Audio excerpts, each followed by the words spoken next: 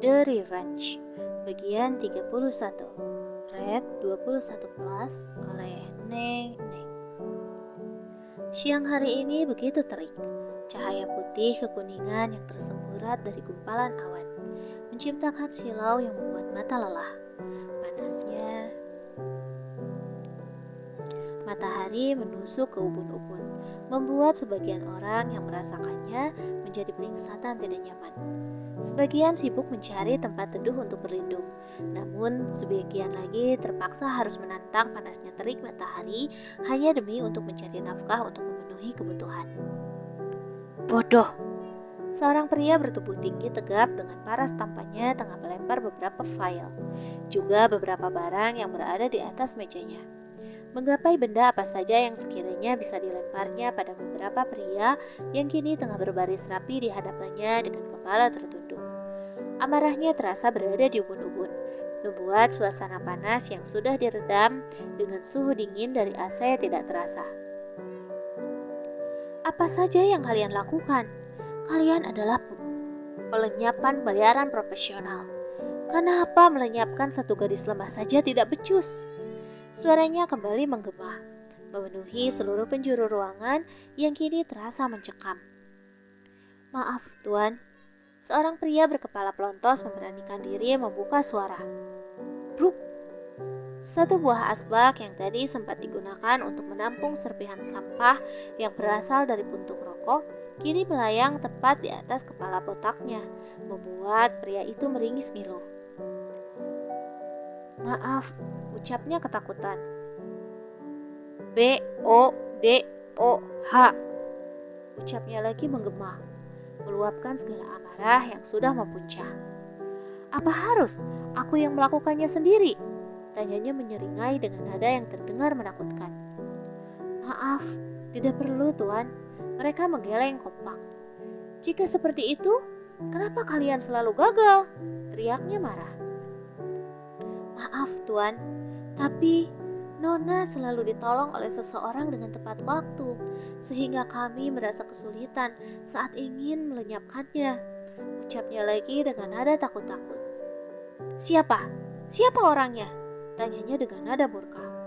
Kami tidak... Brak!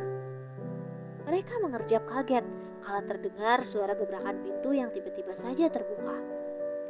Maaf, Tuan, tapi Nyonya Besar Mark datang dengan tergopoh sambil mengikuti perempuan parubaya yang tengah berjalan dengan gaya arogannya. Tak apa, Andra mengacungkan sebelah tangannya, melambai, memberi kode pada Mark dan pria yang ada di hadapannya untuk segera meninggalkan ruangannya. Rupanya baru saja ada badai di tempat ini. Nyonya Besar berjalan dengan wajah terangkat, menelisik ruangan kerja putranya yang sudah berantakan tak beraturan. Ada apa Mama datang kemari? Andra bertanya tanpa basa-basi. Kenapa? Apa aku sekarang sudah dilarang datang ke kantorku sendiri? Tanyanya dengan nada sengit, menatap sinis pada putranya yang kini sedang duduk di kursi kebesarannya. Tidak, Andra menggeleng serba salah. Kantor ini masih milikku, masih atas namaku. Jadi aku masih bebas datang sesuka hati ke kantor ini. Dan kau, Nyonya Besar menunjuk wajah Andra yang sudah merah padam. Kau hanyalah seorang pegawai di kantor ini, ucapnya dengan nada tegas juga dingin. Baiklah, aku memang hanya pegawai di sini. Andra memanggutkan kepalanya berulang kali. Brak! Nyonya Besar melempar beberapa kertas yang tadi ditenteknya ke hadapan Andra, tepat mendarat di hadapan Andra. Apa ini, Mah? Andra mengerutkan keningnya dalam. Apa kau sudah buta huruf sekarang?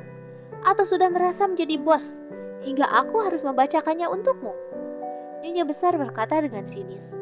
Matanya sempat melirik pada foto mendiang istri, putranya juga foto USG calon anaknya yang masih terpajang di meja kerja putranya. Andra meraih kertas-kertas tersebut, membacanya dengan teliti. Lalu tak berselang lama, matanya segera membelalak sempurna. Apa-apaan ini, Mah? Mama tidak bisa melakukan ini kepada aku dan Bima, teriaknya kalap, Namun seperti sudah memprediksi semua yang akan terjadi, Nyonya Besar hanya tertawa ringan, lalu segera merubah ekspresinya menjadi kembali datar. Kenapa tidak bisa? Memang apa yang tidak bisa aku lakukan di dunia ini? Tanyanya dengan nada sombong. Aku dan Bima adalah ahli waris dari keluarga Shailendra.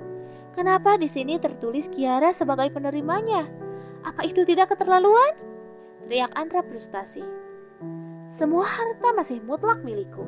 Aku masih belum lenyap hingga harus mewariskan hartaku pada kamu. Dan sekarang, aku masih bebas memberikan apapun yang aku miliki kepada siapapun yang aku inginkan. Bukankah ini tidak masalah? Dan lagi, apa kau tidak melihatnya? Kiara sudah menerima pemberianku dengan suka hati. Ucapnya tertawa menyeringai. Apa? Dengan lebih teliti lagi, Andra segera kembali menatap lembar demi lembar kertas yang telah dibubuhi oleh tanda tangan Nyonya Besar, Kiara, juga notaris dan pengacara. Secara tidak langsung, kini kau hanyalah bawahan dari Kiara. Tawa itu terdengar memekakan bagi Andra. Bahkan, harta warisan dari Eyang juga mau mewariskan pada Kiara. Apa Kiara ini sesungguhnya anak kandung Mama? Andra menatap tajam perempuan yang sudah melahirkannya puluhan tahun silam itu. Kecewa, marah, kesal, bercampur menjadi satu dalam hatinya. Tidak juga. Kau adalah anak tertuaku. Kau sudah ingat ketika aku melahirkan Bima. Harusnya kau juga ingat jika kau pernah melahirkan Kiara. Ucapnya santai, disertai senyum remeh yang mengejek. Mama! Geram Andra tak terima. Jelas, dia ingat betul jika Kiara adalah anak dari asisten rumah tangga di keluarganya. Bahkan, Andra ingat betul ketika bayi merah itu sempat dia cium untuk pertama kalinya. Jika kau menginginkan harta itu, ambillah dengan caramu sendiri. Nyonya Besar beranjak dari tempatnya berdiri, lalu berjalan santai menuju pintu keluar. Hanya dalam hitungan detik, tubuhnya sudah menghilang di telan pintu. Mark!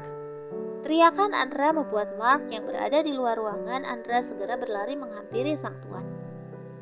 Ya tuan, Mark membukukan tubuhnya hormat. Apa yang harus aku lakukan sekarang? Andra mendesak frustasi sambil melemparkan kertas yang tadi sempat membuatnya syok. Mark menerimanya, lalu membacanya dengan teliti. Aku sudah berusaha untuk melenyapkan nyawanya, namun selalu gagal. Andra mengacak rambutnya kesal. Nikahi Nona Kiara. Anda bisa menjadi walinya. Anda bisa mengendalikan seluruh harta yang Anda inginkan. Usulan Mark membuat Andra geram. Andra sudah mencoba melamar dan mendekatkan dirinya pada Kiara. Namun tetap saja, Andra tidak bisa.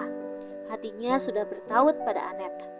Kebenciannya pada Kiara tiba-tiba saja semakin menebal, hingga menjadi dendam yang harus dilampiaskan. Sayang, haruskah aku mengkhianatimu? Andra bertanya pada bingkai foto Annette yang tengah tersenyum lembut menatapnya.